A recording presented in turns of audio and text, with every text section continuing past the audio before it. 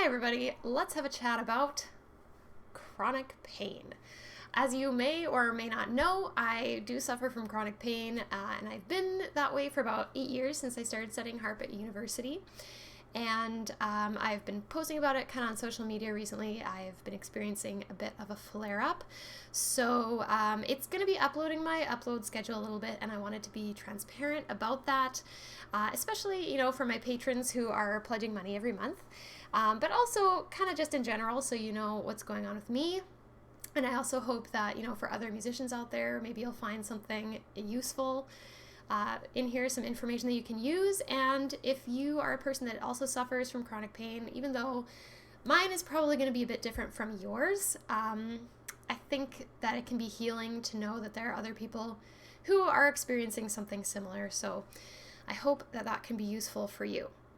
So I do just want to let you know right now that this video is not going to be edited. It's going to be one take, because using the computer is one thing that makes the pain worse. So I don't want to have to spend, an hour or two editing this video later. So it's also going to be probably a very long video, because there's a lot to talk about, and I wrote myself a script and it's more than 2 pages long. So buckle in, and I hope that's okay with you. I have my notes down here, and I'm going to be looking back at them so I know that I'm saying everything I want to say in the way I want to say it. So hopefully that's going to be okay. So what I'm going to talk about in this video, first of all, I'm going to talk about kind of my story and my history with chronic pain, how it came about for me, how that has affected me and how it feels, different treatments that I've tried and that I use, self-care and management, as well as then at the end I'm going to talk about how that's going to affect uploads and what I'm going to do to kind of keep things going and provide some interesting content still during this period. So, to start with, my experience with chronic pain. So, when I entered university, I was practicing about an hour every day, and then I got there and I thought, man, I am going to work so hard, I'm going to be such a good student, I'm going to practice 5 hours every day. So you can imagine that didn't go over very well with my body, and within about a month and a half, I was experiencing some pain. So I did go to a doctor, and I was told, oh, it's probably tendonitis, you're really young, you'll recover really fast, don't worry about it too much. Of course, it wasn't fun, but I stopped playing for about a month, like completely. I was given naproxen, which I just don't think that painkillers are a good long-term solution for what I'm experiencing. And honestly, they didn't really help it still hurt. And I was also told to go see a physiotherapist, which I did. And it honestly was not that helpful, because I don't think that he really accurately found the problem. He was using a very isolated kind of view of the problem, and he only worked up to like my elbow, and that was it. And as I will talk about as the video goes on, that really was not the base of the problem. So over the course of my first year, I would practice about, after taking a month off, I'd do 5 minutes a day, 10 minutes a day, and then do two sets of 10 minutes and that sort of thing. And it was rough. I did a lot of mental practice, which I don't think I really did a good job of even doing that in my first year. It took me a while to really understand how to do that effectively. And by the end of my first year, I was practicing 30 minutes a day, and that was it. And most of my peers were doing, at least 4 hours. So that kind of sucked. And I will get into that more later in the video as well. So I do want to just say at this point that I really believe that my ongoing issue has most to do with my muscles and connective tissue, and not tendons, not ligaments, not like nerves or that sort of thing. And I'm pretty sure I don't have tendonitis, because there are ways to treat tendonitis, and I think that if I had it, someone would have figured it out by now, and like they haven't. So I think that I am prone to carrying a lot of tension in my body. And not just my hands, not just my shoulders, but like my whole body just tends to be very tense. And I think, it's just when I do too much, my body just can't handle it. So after my first year at university, I came home for the summer, and I went and I found a different physiotherapist because I was in a different city. And this one was a lot better. And he identified that the main problem that I was having was actually coming from my shoulders and my infraspinatus muscle, which is right here. Because when you sit at the harp for a long time, you have to hold your arms up, right? And so the big muscles were not strong enough. So the small muscles were trying to compensate for that. And also, you get pain in a big muscle that can radiate down and then show itself in the small muscles. And once you actually are aware of that, I found I could feel that, my shoulders were really sore actually, even though I'd never noticed that before. So some good things came out of that. I learned, I already knew to ice. I had picked that up during the school year. That's pretty common. You're getting inflammation. You want to put ice on that to stop that. I got myself a heating pad. Heat is great. So one thing that I know now is that you should, once you're done playing, you should give yourself like a little bit of time for your muscles to kind of cool a little bit, but not too much. Stretch while you're still warm, but not super like taxed, if that makes sense. And then use ice to reduce swelling, and then use heat so that you're not just pushing more blood into swollen bits, but then if you've reduced the swelling and then use heat, it'll bring blood in, and that promotes healing. So, got myself a heating pad. I guess it could also be a healing pad. That's fine too. So I also learned that I should sleep with a pillow under my arm, and that actually has helped a lot because I used to always be most sore in the morning, and I would sleep like this, right? So I like to sleep on my side as well.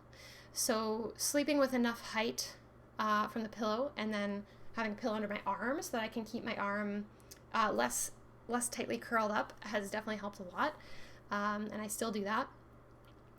And just generally the idea of strengthening my shoulders and my back too has been very useful. And I definitely find that when I am keeping up with keeping those muscles nice and strong, I notice a big impact on my overall pain levels.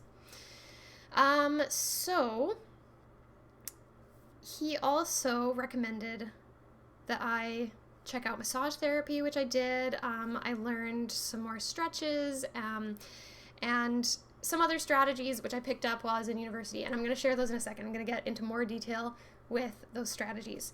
But basically, over time, I gradually increased my amount of playing per day. During second and third year, I made sure to take a day off every week, no matter what. But when I got into fourth year, I stopped doing that because I just felt so pressured to get everything done. And by the time I graduated, I was playing 2 hours per day. And that is still my maximum, 2 hours per day. And that doesn't include gigs. Gigs are kind of different, but for practicing, 2 hours per day, that's my max. And most other professionals do like 4 to 5 hours. So yeah, that just feels not great sometimes, but I learned how to practice efficiently. So that was useful anyways. So once I got out of university and I came home and I was working, mostly playing weddings and that sort of thing, I had the freedom to take more days off because I didn't have this looming recital deadline. I had the power to choose what music I wanted to play, and generally, for weddings and stuff, the repertoire is not that intense. So by playing less stressful music, being less stressed in general, having that freedom, and often I would only need to play like an hour a day to keep up with my workload. My pain levels went down a lot, and I was feeling a lot more comfortable with that. And I could take a day off whenever I wanted. And generally speaking, if I had a gig and I was sore the next day, I could just not play that day, and then I would recover and then feel fine. So yeah, once I decided to enter a competition last year, though, and this is where my current flare-up kind of starts, is that in 2018, I decided to enter a national harp competition. So I was going from playing about an hour a day, not playing super hard repertoire, and then suddenly upping it to 2 hours per day, still keeping up with gigs as well, feeling a lot more stressed about it, having a lot more like anxiety and some imposter syndrome. I was not taking enough time to think about playing with relaxed technique because I was just like, I just need to learn these notes. I wasn't in top form to start with because I was just playing wedding music and stuff like that. And then after that, to add on to all of that, I kind of burned out and I lost the motivation to keep up with my self-care routines, particularly working out and something called the MELT method, which I will get into in a second. So the other thing about exercise is that once you get out of the habit and you get a bit weaker, shoulders start to get sore, arms start to get sore from playing. And then if I try to work out, I'm already sore and I'm adding more stress onto those muscles and then they get even more sore, but I don't have time to recover because I have to keep practicing. And so it just gets into this terrible feedback loop where suddenly I can't fix a situation, or certainly it feels like I can't. I did try a little, but yeah, that definitely didn't help.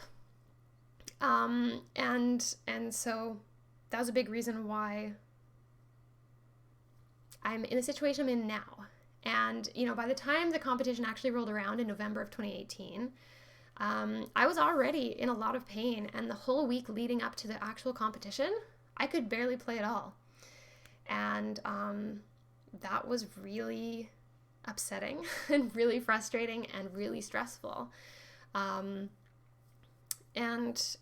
disappointing too. And I'll talk about that in a second.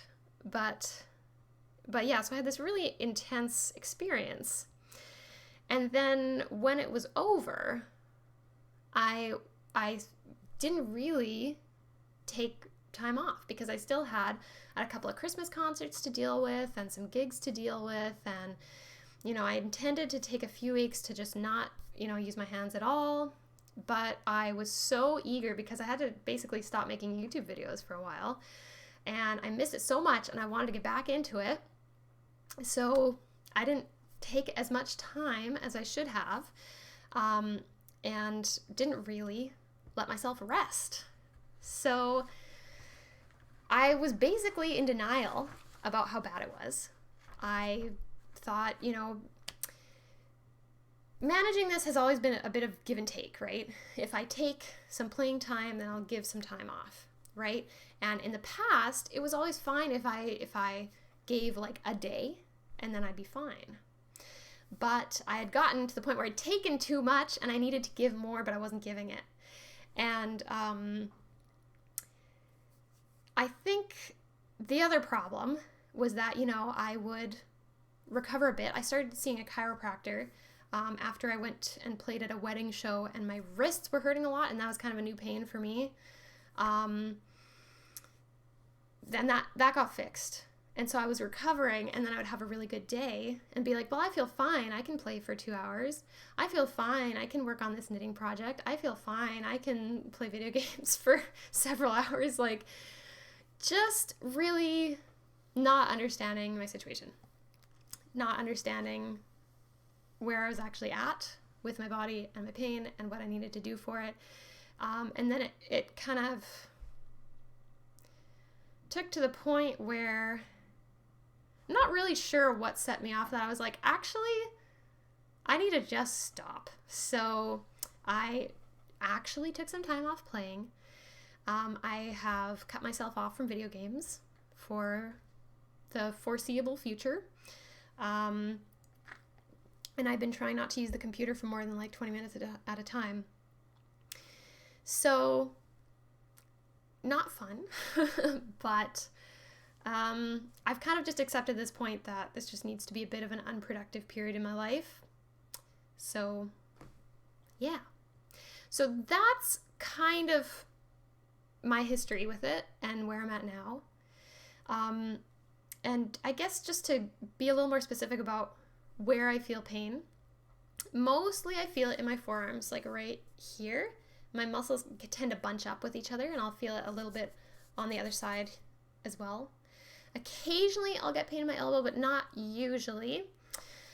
And then sometimes I'll feel it a little bit in my hands, but mostly it is in here. And also if my shoulders are not strong enough, I'll feel it in my shoulders. And if I have to play a long gig, usually it's actually my neck that gets tired before anything else. So hopefully that kind of explains what my pain is like. I don't know if it does. Explaining pain can be really difficult, but like I said, I think it has mostly to do with muscles and connective tissue. I don't think it's a tendon thing. I don't think it's a ligament thing. I don't know. So, chapter 2, for lack of a better transition, how it feels, how it's affected me. So, over the years, it has been really upsetting, to be honest, and some days are better than others. Like I said, right now, I've basically accepted that this just needs to be an unproductive time in my life so that I can focus on recovery. Because I have a lot of goals that I want to accomplish, and I talked about that in my 2019 video that I did in January. And it's a little bit disappointing that I can't be working on them because I really am driven and I want to, but I have to take some time off. And I know that, like, I'm young, I've got time, I have time to get better. And so I'm okay with that right now, but I definitely in the past have felt, upset because the things that I really love doing the most are like playing instruments, particularly the harp, but other ones too that I can't play either. And like playing video games are probably my 2 favorite activities, and I can't do them, and that sucks, right? And it can get boring too when I'm like, what do I fill my time with now that I can't do my 2 favorite activities? And it can feel frustrating, obviously. It can feel very discouraging, especially as a student. I was surrounded by my peers who were working so hard and were sounding so good, and I couldn't practice. And I felt so behind, and that was really difficult. And it can feel disappointing because you're like, like going to the competition, for example, I was like, man, if I could just practice like everyone else can, imagine how much better my performance could be. And that can be really, really disappointing. And it can feel very isolating too, right? Because you're like, why can't I just do what everyone else can do? Why is it only me? Why can everyone else play without pain? So that can be really difficult. So yeah, those are things that I have worked through at various points. I do, again, I have found it very healing when I've talked to other people who have gone through similar experiences, especially people who deal with pain in an ongoing fashion, because it's just like, okay, actually, not everyone can play as much as everyone else. I'm not the only one going through this. And that alone, I think, has really made me feel better. One of the hard things, particularly when I was in school, is that sometimes it's like people don't believe you. And I feel like other people with chronic pain probably can relate to this. And for me, because I got injured so early on in first year, I think people took it really serious in first year. And then after that, they're like, oh, you're fine now. Since I hadn't dropped out of the program, they're like, oh, well, you can do everything that everyone else can do. Which isn't true. People seem to think that if you can do a little bit, then you can do everything. And that the fact was that I could do some things, but not everything. So as an example of this, in my last year, I wanted to learn a concerto, which I ended up later playing for. Well, I prepared it for the competition. I didn't get to play it, but so I was learning this concerto. And at the beginning of the school year, I was scheduled for a whole bunch of concert cycles with the orchestra and wind ensemble. And there was one that there was 2 harpists set to play the same part. And so, I went to the director and my teacher and said, can I not do this one concert cycle because of, my chronic pain and my limitations? And so one of the things that someone actually said was, well, if she can't do this concert cycle, why is she learning this concerto? And the fact is that I could do one or the other because I had a limited amount of time in the day to play. And once I reach that time limit, that's it. Like, I can't add more hours. Like, basically for the school year, I have like a limited amount of chunk of time that I can practice, and that's it. So if I spend time preparing orchestra parts or wind ensemble parts, and then time in rehearsals, that's time that I cannot spend practicing my personal repertoire. So I ended up playing all of the concert cycles, and I ended up dropping the concerto at the end of the year. I ended up having enough other music for my recital, but I couldn't finish it in time. Would I have been able to finish it if I had been excused from that concert cycle? I don't know. But what really was frustrating was that it's just like people didn't believe me. So, on that note, if you see me, like, for example, like if you see me post a new video on YouTube, or if you see me post a video on Instagram or something like that, I just want you to know that I'm not lying about my situation.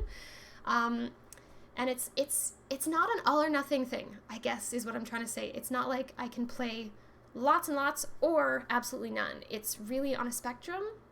And when I'm coming out of a rest period, it's important that I play, actually. Like, I think just rest doesn't fix all of my problems. Like, I've taken rest periods before, and they don't fix everything. Movement and playing are important, but it's important that I do them in gradually increasing amount of time. And it's important that I play with as relaxed technique as possible. So, I might play 10 minutes one day, as I'm recovering. And if I choose to film those, few minutes of that and post it on Instagram, that doesn't mean that I'm suddenly 100% better. It doesn't mean that I am sabotaging myself. It's a choice that I have made, taking into account my situation. So, yeah, the other thing is that I still, I make a lot of my living by teaching harp and piano lessons, but I also make a lot of my living by playing gigs. So I play at weddings, and I play background music at events and restaurants and that sort of thing. And, despite my situation, I have to be there. If I said, I'm going to play harp at your wedding, I need to be there, and I need to be in shape to do that. And so it is really important that I play, right? Because if I spend 2 weeks not touching the harp at all and then try to play for 2 hours, that's not good. If I, maybe rest for a couple of days and then, practice for 10 minutes one day and 20 minutes the next, and I do 2 sets of 20 minutes and slowly building up over a week or 2, that's going to go much better. That's going to go much better if I gradually work up to the 2 hours than just going there from nothing. So, I do have to play those gigs, and I do have to prioritize them. So, that's just something that may affect my upload schedule as well, because, like I said, I've made a commitment, and I have to keep it.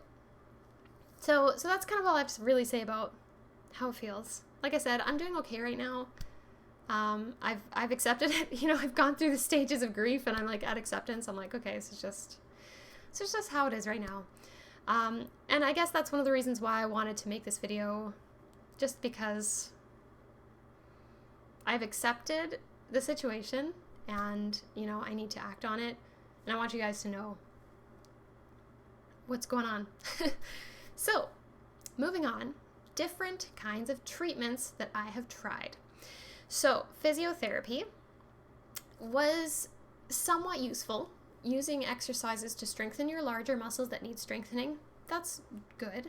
I would say, if you're looking into physiotherapy, just, make sure that your physiotherapist is looking at the overall picture of your body and not just, a hand and not just a part of you, because usually I think these kind of injuries that musicians find, it stems from something overall and not just a specific part of your body. So that's just something to keep in mind. So like I said, strengthening your large muscles, definitely good. That part is good. And then I talked about when I sleep with a pillow under my arm to make sure that I don't get all bunched up in my arms. Sometimes I'll just try to make sure that my arms are straight out or like straight along my body, to make sure that I'm not bent at the elbow all night. So like I said at the beginning, when I first got injured, a doctor prescribed me naproxen. I don't take naproxen regularly. I don't have any. Sometimes I will take ibuprofen, but only when I really need to, because again, like, I just don't think that taking ibuprofen constantly every day is a good solution for a long-term problem. And so I will use it, if I have a really long gig and I'm feeling a lot of pain, I might take some to get through that. Or if I am having a lot of like achy kind of pain and it's keeping me from sleeping, then I might take some. That's pretty much the only time.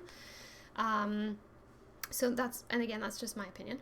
I have tried taking supplements. I've heard people say that magnesium is good. I've taken it. I honestly didn't really notice that much difference, if I'm being honest.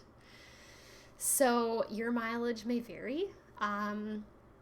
I don't know. My doctor told me to take vitamin D, so I've been doing that. I'm also very pale, as you know. So, I don't know.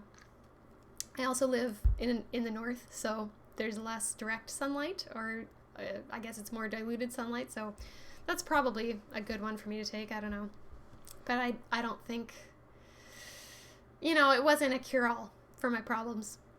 I think that, whatever's going on with me, supplements were not a large enough part of that to really make a big difference. So again, your mileage may vary. Ice and heat, I still use these. They're very, very useful. After a practice session, if I'm feeling a little bit, I guess irritated, I'll put some ice on, and I find it's a good sign if the pain gets better when you put ice on it, because that means that, it's just a little bit of swelling, it's going down, and then it's getting better. If using ice doesn't help, tells you there's something else going on, and you might want to look into that. Heat, also very good. I like to use my heating pad on my shoulders before I do stretching, before I go to bed, or if I'm doing sort of my soft roller self-massage stuff. I also like to use heat before that, because it's better to stretch a warm muscle. A cold muscle, you might damage it.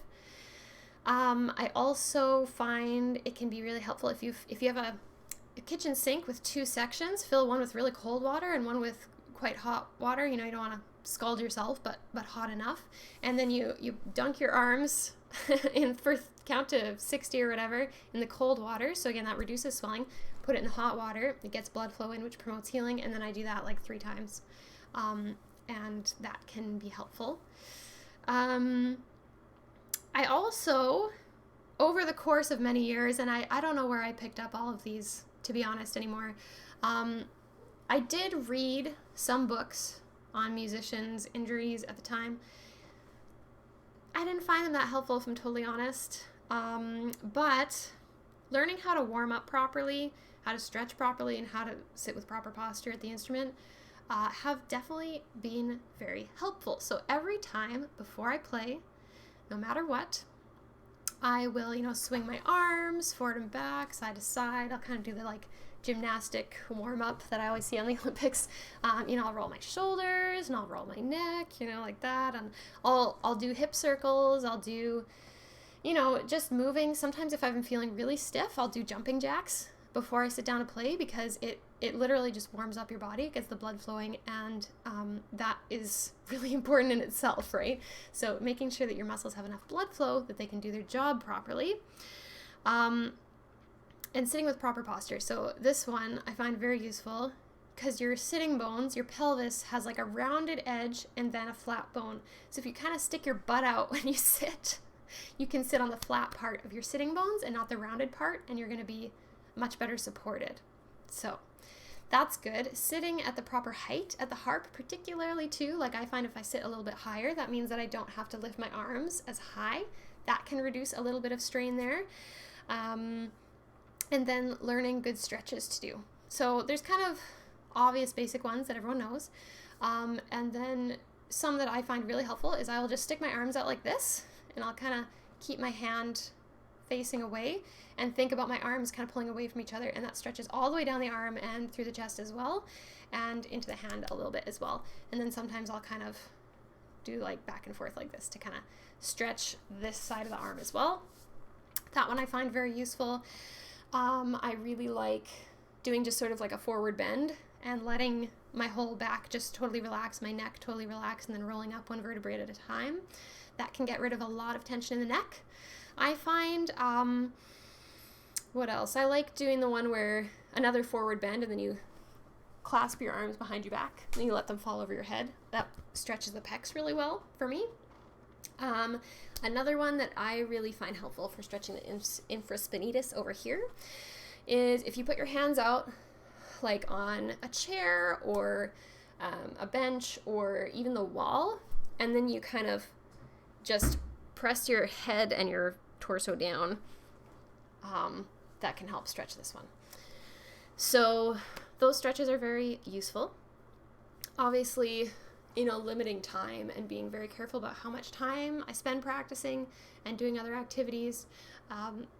That's very helpful, particularly in a period where I'm feeling more sore. Playing with relaxed technique is very important. And being relaxed in general is pretty important. And I will get into that in a second. But, I think for a lot of harp teachers, it can be hard to tell if the technique is relaxed or not, because just from looking at it, it can be really difficult to tell.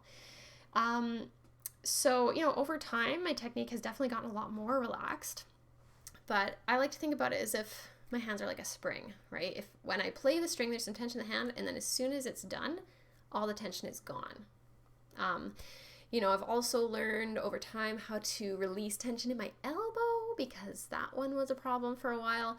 My harp instructor really did her best to teach me how to play with relaxed technique. And so, it's not her fault. And I learned as much as I could from her.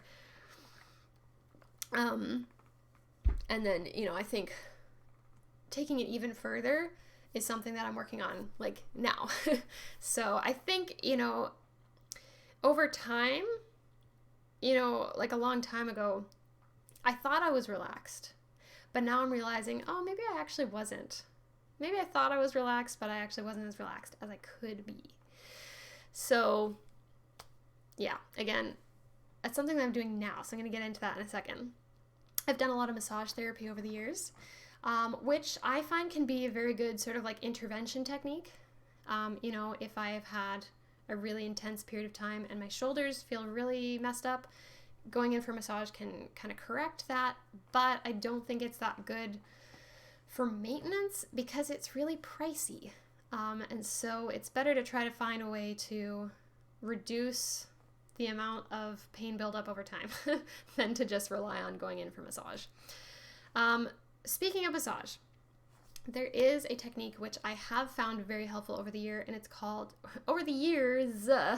called The Melt Method by Sue Hitzman. It's a book, and I know other people that have used it. And it's basically self-massage, and you use a roller, a soft foam roller, to basically do your own massage at home.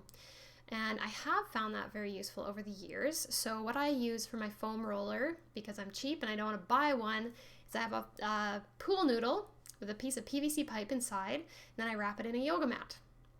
Now, this has gotten less effective because over the last year or so, because I think my pool noodle has compressed too much, and now it's not as soft as it needs to be. So once the outdoor stores have pool noodles in stock again, I will be sure to go pick one up, but they aren't in stock yet.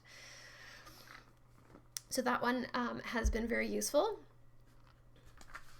And I would recommend trying it if you feel like you have sore muscles and lots of knots and stuff like that. I do think it can be useful. She kind of claims it as a bit of a cure-all, and I don't think that it's just gonna fix all your pain forever, but I do think that it is very helpful. So I've also I have this arm cast. I've worn it on stream. Basically, I put it around my arm, around my elbow, where I have those kind of bunches of adhered muscles, and it kind of just compresses it, and I'm not really sure how it works, but it feels better. I think it stops it from kind of getting too excited or swelling too much. I'm not really sure exactly how it works, but I do find it helpful, particularly if I'm feeling some pain around here. And, you know, I wear that while I'm doing a more stressful activity, so whether that's using the computer or practicing or whatever, I do find that it helps. However, I do need to make sure that I, take it off periodically and make sure that my arms get a good stretch and whatever, because, it's pinching. I also have a massage ball, so a spiky little ball, that I can kind of put against my body on the wall and then kind of like move my arm back and forth and kind of work out some of those knots a little bit. I don't rely on this too much because I do find that if I go on it too hard or for too long, then it actually ends up kind of bruising and hurting more. So something to be used with care, but I do think that it can be useful sometimes if you've got some big knots going on. So besides that, I also recently this year started seeing a chiropractor. And he, first of all, did some actual chiropractor stuff on me to make sure I was lined up properly. And I had some pain in my wrist that was new, and that went away when he did that. So maybe there's a nerve pinched or something like that. He also practices what's called active release technique, which, again, to my understanding, I'm not a doctor, but to my understanding, gets rid of like left behind scar tissue, or if you have muscles that have adhered to each other or to bone, it can help unadhere them basically. And so that has been useful. I do think that I've sabotaged myself, like I said earlier, by thinking, oh, well, I'm feeling great today, so I can do all this playing. So maybe it would have been more effective if I hadn't done that. I've also done a little bit of acupuncture. I'm not really sure how I feel about it, to be honest. I don't know. Maybe it's good, maybe it's not. I haven't felt like it's been revolutionary or anything, so I don't know. But what I'm really excited about is that I've started taking Alexander technique lessons. Now I've only taken one lesson, but so far I'm very excited about it because even just in the about week and a half, I think 2 weeks since I've taken that lesson, I've just been paying more attention to my body and how I'm sitting or how I'm moving, how I'm reaching for things, how I hold my head in relation to my neck, and just like the amount of tension that's been in my body. And within the first couple of days, I was like, oh my gosh, I keep so much tension in my body all the time. I would come back from a chiropractor appointment in the morning, be like, okay, I feel fine. And then I would teach lessons in the evening and think, why do I feel worse now? I was just teaching, but I tend to sit with really weird posture that I have to hold myself in. I get really tense because I'm paying attention to somebody else and not to myself. And so Alexander technique, if you don't know what it is, I like to think of it as a wellness practice. It's taking responsibility for your own well-being, paying attention to your body, and trying to move with the most efficiency possible and not using unnecessary tension.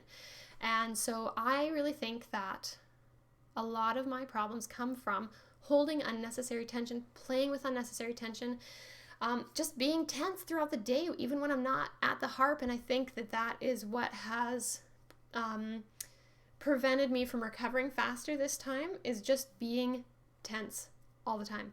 So even just thinking about that, and I've learned their semi-supine sort of technique where you basically lie on the floor with your feet up and just let all of your muscles really actually rest in a good configuration with your body, and I have found that to be very useful as well. So I'm going to continue taking those, and hopefully they will really help me. You know, and it's more preventative than it is medicine, you know what I mean? It's not really reactive, it's more preventative, and it's not a quick fix, but I do think that that's going to be very important for me, because I think that the overall tension levels in my body really contribute to my experience with chronic pain. So, yeah, so like I said, my current flare-up is largely because I slipped up in some of these self-care routines. So the ones that I use most, I would say at this point, I've gone through a lot of them. The ones I use most are, you know, exercise, making sure that I'm strong in my shoulders and back. The melt method, heat and ice, are probably the biggest ones. And, you know, just generally like good warm up and stretching practices. And I kept the warm up and stretching practices, but I slipped up on exercise and doing the melt method stuff. And, yeah, so now it's just a matter of giving time now to resting and recuperating, and yeah.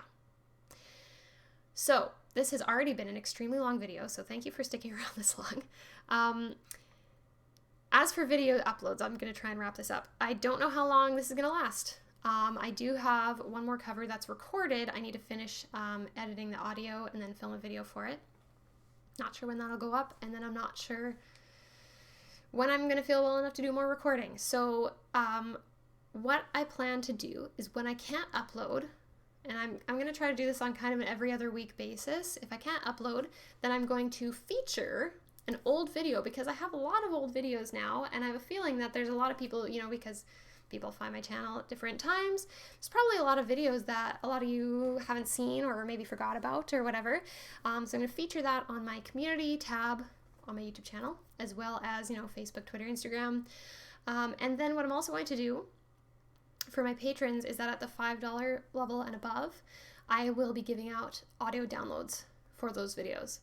I have not given out audio downloads for my cover songs previously on Patreon because I wasn't really sure how to handle the copyright part of that, but I've done a lot of thinking about it, and I am going to start doing that now.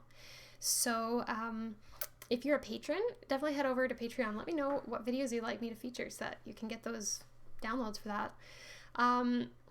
But I'm hoping that, you know, that'll kind of keep some interest and some content in front of you guys. Thank you so much for watching this far. I know this has been a very long video. Thank you for supporting me, and you know, everyone that has said, you know, take your time to recover. We are supporting you. We're waiting for you. Like, I really appreciate that. You know, I understand that I'm probably going to lose some of the momentum that I've started building up, because, you know, like it or not, the YouTube algorithm doesn't like breaks, but I'm just accepting that. And, you know, when I'm feeling better, I'm looking forward to making some more consistent videos for you. And yeah, that's pretty much all I had to say, I think. So I'm gonna wrap this up, and thanks again. If you have questions, let me know in the comments. I'll try to answer them. And yeah, thanks again. Bye.